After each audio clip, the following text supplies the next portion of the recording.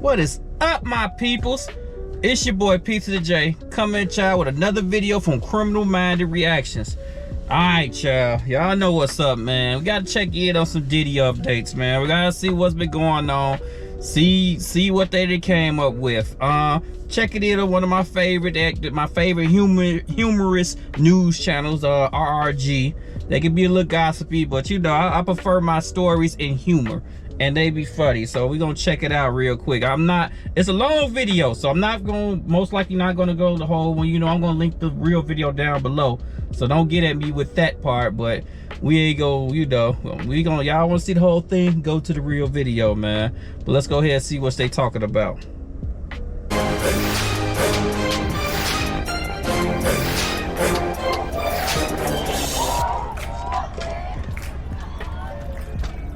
After founding Bad Boy Records in 1993, Sean P. Diddy Combs became the man responsible for bringing us some of the best hip-hop and R&B songs. As his influence in the industry accelerated, he started hosting an annual 4th of July white party and invite-only birthday parties. People were desperate to get on the guest list and would do anything to party alongside him. But now, we think it's safe to assume that there will be no more Diddy parties for a very long time, and many of his celebrity associates have slowly backed away from him. As of this video, the disgraced rap mogul is facing a potential life sentence if convicted of trafficking, racketeering conspiracy, and transportation to engage in paid intimate acts. Today, we'll be taking a look back at some of the sordid details of his infamous parties. Puffy's place was like just filled with chicks and orgying like nonstop, right? No, not really. I mean, but hey, it was curious. I got a chance to see some things. Yeah, but you were 13. What were you seeing? I went there to see the lifestyle. He had the Lamborghini for a day or two. He had access to my bad. Hey, that'd be weird to me too. The cats that want to be, that'd be red flags to me too. It's different if you working with a child prodigy that you try to do work with. But why do you want to seduce children around that stuff?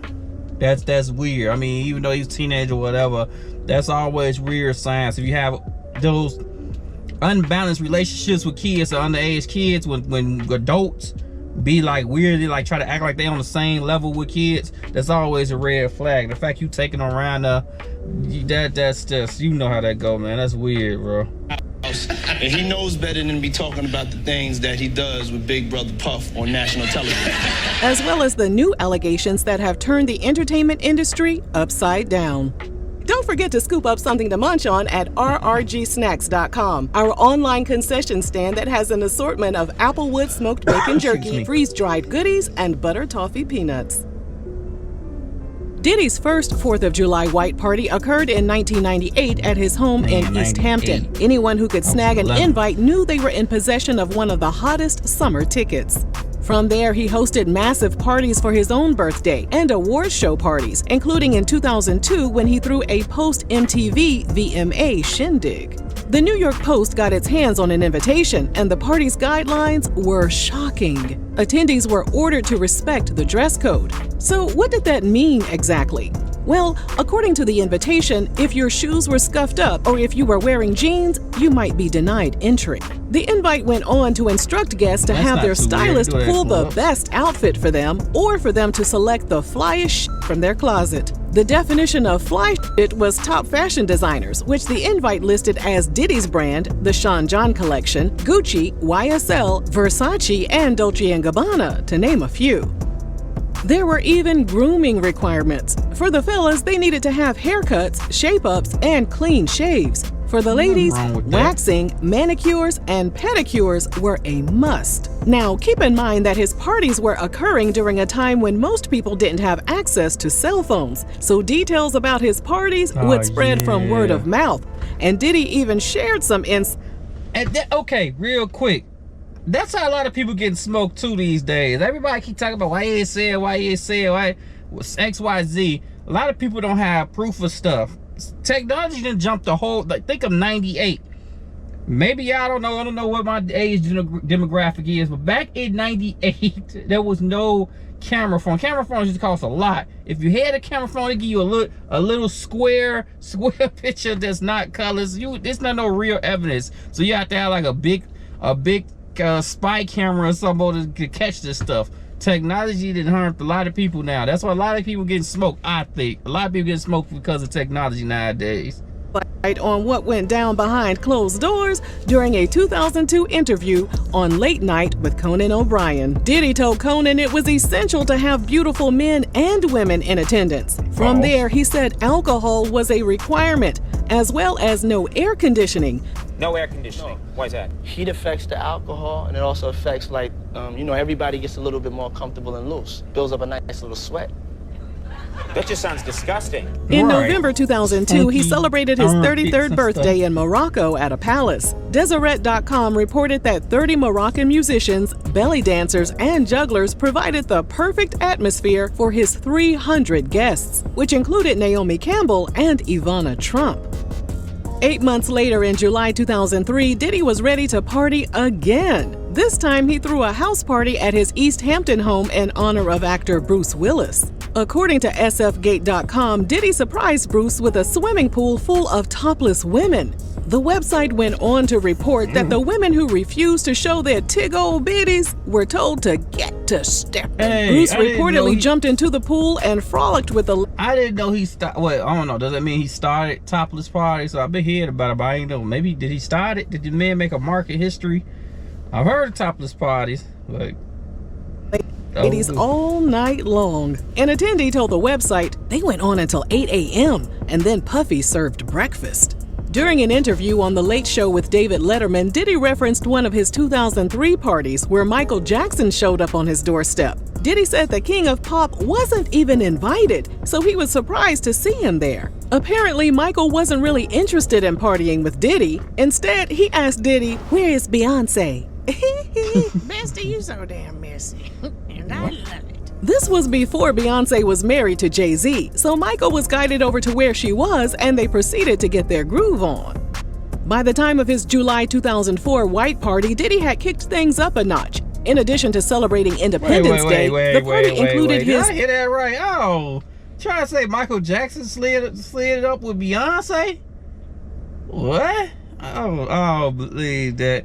Oh, okay. I think they in the real room with Michael. Didn't even used to seem like he used to like white girls. I mean, black girls like that. Even on white girls. I don't know about this one. This sounds crazy.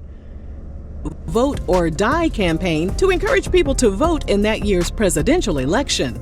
Over 1,000 guests were invited to a home in the Hamptons, including Reverend Al Sharpton, Mary J. Blige, LL Cool J, Aretha Franklin, and Paris Hilton, who the media later found out wasn't even registered to vote. According to the New York Post, Diddy arrived at the event shortly after 9:30 p.m. in a helicopter, dripped in diamonds and while holding a copy of the Declaration of Independence. Code enforcers, cops, and fire marshals turned up shortly after 10 p.m., saying they were responding to many complaints about noise and traffic. About 16 vehicles were towed, and dozens more were issued tickets. Diddy's party organizers were issued multiple violations. The city councilman who issued the party permit said he regretted it and added, "I think I used poor judgment in allowing an event with these type of celebrities in a residential area." During a 2008 interview with People magazine, Diddy said he was inspired by the late Frank Sinatra. He said, "I love showing people a good time, throwing parties, and seeing people have fun. That's me." And Frank was the same. He loved entertaining. It's not the same. It's not the same. Hey, according to Diddy, Chuck D of Public Enemy even... Hey, that's how them predators, what's called, be flowing, boy. They be trying to get you into the mood, try to get you comfortable. That's what they be doing. Get you comfortable, get you drunk, get you high, get you right. Then they gonna strike, or they gonna see if you about that freaky stuff too. They gonna test you.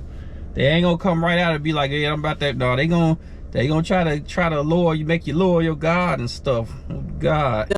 Dubbed him the Black Sinatra, and Diddy was proud of the title. That same year, he filmed a commercial for his vodka brand, Ciroc. The filming turned into a party on set that lasted 6 hours. Diddy told People magazine, "Somebody got naked and got into the pool. Actually, 2 people did, and one of them was me. We have that footage locked away in a safe. I always keep cameras rolling. You never know what may happen." Well, Cat Williams said it best. There we go. Because P. Diddy be wanting to party. And you gotta tell him no.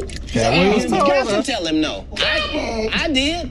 But Cat's warning came a bit too late for West Coast rapper Exhibit. During a February 2009 interview with Foxhole Radio, Exhibit detailed a wild night he had with Diddy and Corinne Superhead Steffens. What? According to Exhibit, he was at Diddy's New Year's party in Miami when Diddy suggested they go back to his house. Back at the residence, Diddy pulled Exhibit to the side and gave him a warning about Corinne. That girl you with, that's the devil. Dang. And then Diddy allegedly said, so Puffy tells you that she will videotape you with fingers in the booty. And I was like, what the fuck? Exhibit assumed that Diddy must have had an encounter with Corinne that she filmed without his consent. Exhibit relayed the message to Corinne, and she laughed it off and said she would give him the details later. They all piled into a car and headed to a club, and things took an interesting turn. Exhibit noticed men inside the club kissing each other, and in another corner of the club, two men were blowing each other's backs out. Exhibit said he left right away and didn't even say goodbye to Diddy. Exhibit told Foxhole Radio, "I've been in a gang of clubs and I ain't never mistakenly stepped into a club with that kind of activity." As soon as the interview hit the airwaves, Diddy's team must have contacted Exhibit because Exhibit issued a statement that was supplied by Bad Boy Records. And keep in mind, Exhibit wasn't even signed to Diddy's label. In the statement, Exhibit wrote that he received a call from Diddy, and Diddy explained in further detail the nature of the club they attended. Exhibit added, "I have no beef with Diddy. Wow, so I wake up this morning and my phone is going nuts. I turn on the computer and find all this shit about me, throwing Diddy under the gay bus, whatever that means. All this spin that you journalists are putting on the statements I made on a radio show to directly affect a guy in a manner not intended is wrong." Ahead of Diddy's 40th birthday in 2009, Marlon Wayans... Man, you know what's up. That's how much, hey, but that's how powerful Diddy was, man. Or is, but was. Hey, he ain't, boy, they slid up on him. They probably came up there. If that money and that power, boy, he could make things happen, make that man tuck his tail. What you mean you ain't implying that he gay? But you saying you didn't accidentally get there, that means he chose to go there, which that's cool. If that's what you're about, let that be what you're about. But as like if I'm Exhibit, don't trick me into some little weird, not weird. I mean, I use them words. Let me be careful. Don't trick me to put me in a place where I didn't ask to be at. Let's just say that. That ain't cool. But I mean, it is still, you know, you can go to them type of clubs with people just straight having sex on the floor, right in the club floor. That's a little still. That's beyond a regular club experience. That's a lot. That's real raunchy. Tweeted, "Been doing Diddy's parties for 15 years, and I must say you never let me down, Puff. Ain't no party like a Diddy party. Good times, people." They finna get statements from all you ninjas. His 40th birthday party took place at the Plaza Hotel and was hyped up as the party of the century. A man named Bronson Van Wyck, who has organized events for the Obamas and the Clintons, was in charge of ironing out all of Diddy's party details. Bronson told W Magazine that every party starts off with Diddy giving his vision for the night, and then they go through and decide the flow and how they want guests to experience the event. He said Diddy was big on hospitality. There were always 3 to 4 times as many staff as there were guests. Bronson described the theme for his 40th birthday as being focused on the sensual over the overtly sexual. The experiential, not the spectacle. Yep, sound freaky to me. In December 2010, Diddy's trio Dirty Money released the album Last Train to Paris. To celebrate, Diddy threw a huge album release party at the London NYC Hotel. According to online outlets, Diddy told hotel managers he only invited 20 guests to his 2,500 square foot hotel room for an intimate gathering. However, the crowd surged to more than 200 guests, including Kevin Hart. An insider stated Diddy had near-naked models lounging in bubble baths with candles lining the tubs. Unfortunately, one of the models' hair caught on fire and it was all caught on tape. Michael Jackson status. Doing what I do best. Oh, did the camera catch that? Got the camera. That's crazy. By the time January 2012 rolled around, celebrities couldn't wait for Diddy's post-Grammy party that was taking place at the Playboy Mansion.